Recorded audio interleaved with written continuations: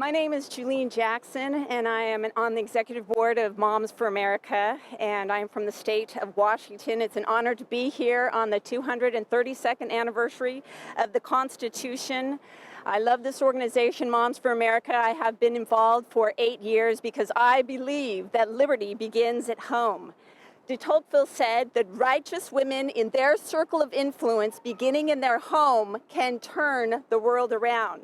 My own sweet mother, a woman of faith and vision and patriotism, understood what it means by the hand rocking the cradle, ruling the world. She was a courageous single mother who would gather daily her brood of children to pray and to read scripture.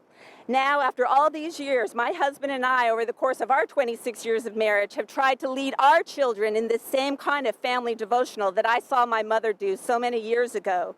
When our babies were young and getting off into elementary, we would gather them in the morning before school, some on Dad's knee, some still on my breast, and here we would read the Bible, and we would memorize poems and sing a gospel and pray.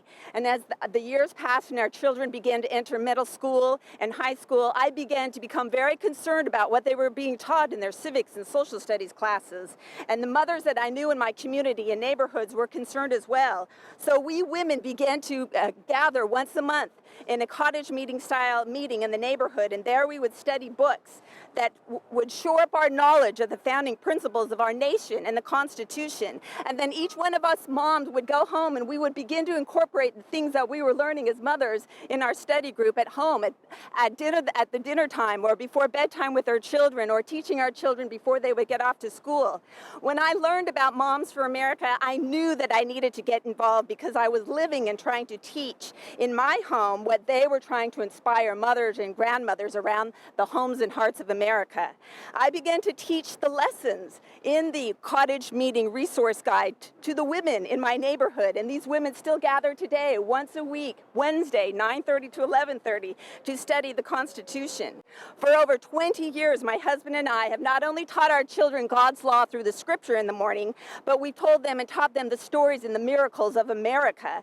In the morning, we've actually taught them the Constitution. This is how it looked. We would take one article per week, and we'd talk a few minutes and teach, and we'd learn together. And then we would take 7 weeks of that, 7 articles. And then for 27 weeks, we'd take one of the amendments, and we would just talk and hash it out, what that amendment looked like, what it looked like today, what the founding fathers intended it to be. And there we learned the Constitution together as a family through the years. As my children got older, we would actually, after that instruction and a little devotional, and my kids kept saying, "Mom, the devotional is getting longer and longer with each passing year," but we would review the headlines of some of the newspapers, and we would talk about what was going on in the country and if it was keeping with what the original intent of the founders intended.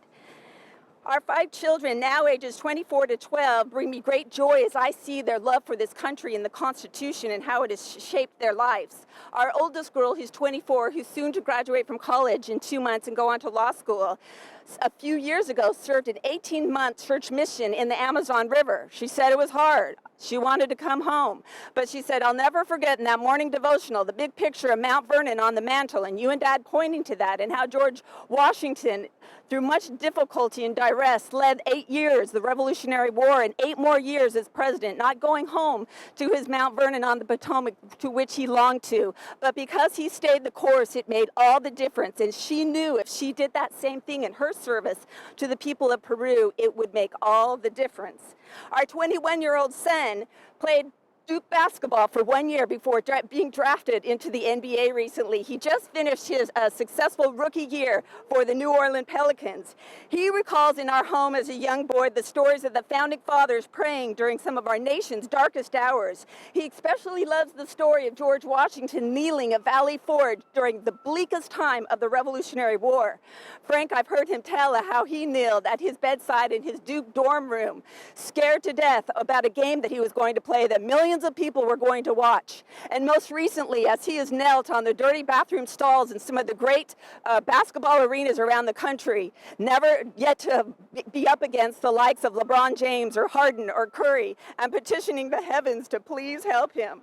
Because of his gratitude for the country and the great men and women who have fought and gave it their all and continue to fight for all that we have. He is a part of only a handful of people on the court before each NBA game that puts his hand on his heart when the national anthem is played. And I will never forget my now 20-year-old sophomore in college said as a teenager to me one early morning, "Mom, I learn more about history in our family devotional than I do when I go to school and sit in my history class." And just this very morning, my 12-year-old, as she sat at the counter eating her cereal, I taught her the principle out of the 5,000-year leap. A true republic can only survive unless people remain morally strong and virtuous. Now, that was a thought-provoking conversation over Raisin Bran. Well, when the real history of mankind is fully disclosed, will it feature the echoes of gunfire or the shaping of lullabies? What happens in the cradles and in the kitchens will prove to be more controlling than what has happened in the Congresses. Mothers are key. Liberty begins at home. We are the keeper of this flame, and we must do everything to pass it on so it continues to burn bright and be a light on the hill and a beacon of hope in the hearts of our children and in the world.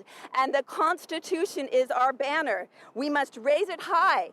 Ask God what this will look like and will mean for you and your individual homes and families and communities. Women in their circle of influence, beginning in their homes, can turn the world around. Let God's law and the Constitution be your roadmap. It has made all the difference within the four walls of my home and within my family. May God bless the mothers in this great endeavor to uphold and to teach the love of liberty to the hearts in the homes of America and the hearts of our children. Thank you so much.